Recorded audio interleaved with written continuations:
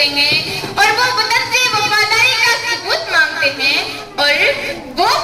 وفاداری کا ثبوت مانگتے ہیں ہم تو وطن کی خاک سے تیمم کرتے ہیں۔ نہ پوچھ زمانے سے کہ کیا ہماری کہانی ہے، ہماری پہچان تو صرف یہی ہے کہ ہم ہندوستانی ہیں۔ عزیزان محترم، ہم تمام لوگ یہاں پر 77ویں آزادی منانے کے لیے اکٹھا ہوئے ہیں۔ یہ ہم تمام لوگوں کے لیے بہت خوشی کی بات ہے، کیونکہ ہمارا دیش 1857 سے لے کر 1947 تک یعنی پورے 90 سال تک انگریزوں کی غلامی میں رہا۔ اسی غلامی سے آزادی دلوانے کے لیے ہمارے علماء، دانشوروں اور ہمارے مشائخوں نے طویل جد و جہد کی مدت کے بعد 15 اگست 1947 کو ہمارے دیش کو آزادی دلوائی۔ اسی آزادی کے دلوانے میں ہمارے علماء نے ایسی تکلیف کا سامنا کیا، ایسے مسائل سے گزرنا پڑا جس کا آج ہم تصور بھی نہیں کر سکتے۔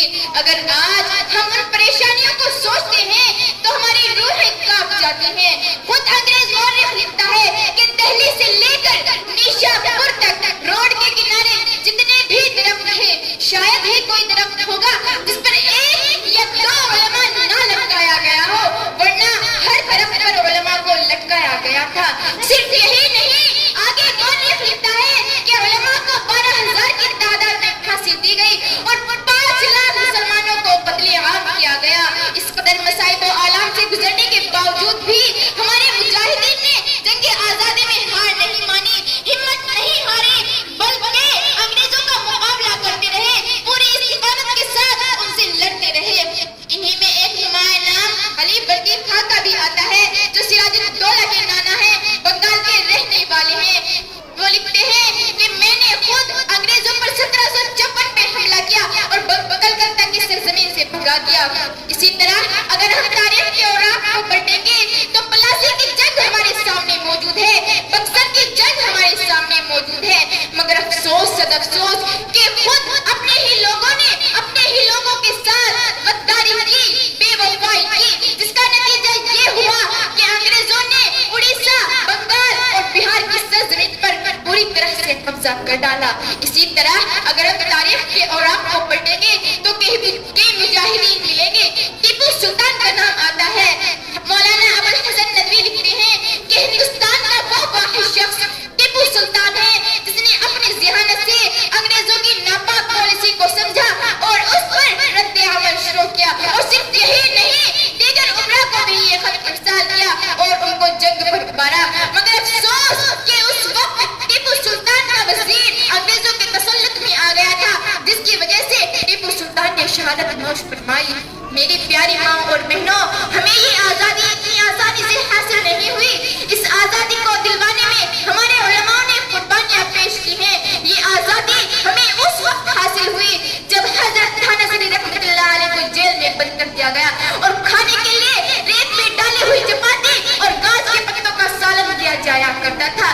جب مولانا اس درد اور درد سے گزرے تب ہمیں یہ آزادی حاصل ہوئی۔ جب گاندھی جی کی زندگی کو ڈالر بنا دیا گیا تب ہمیں یہ آزادی حاصل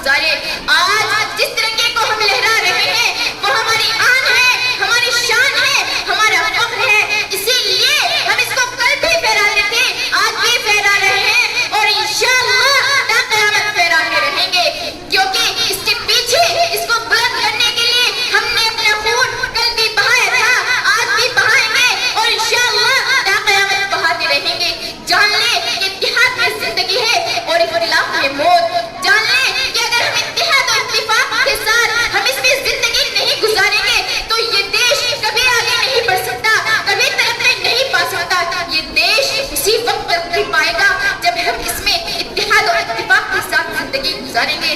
اللہ تعالیٰ سے دعا ہے کہ اللہ تعالیٰ ہمیں اس دیش میں امن و امان کے ساتھ اور اتفاق کے ساتھ یہاں رہنے کی توفیق عطا فرمائے.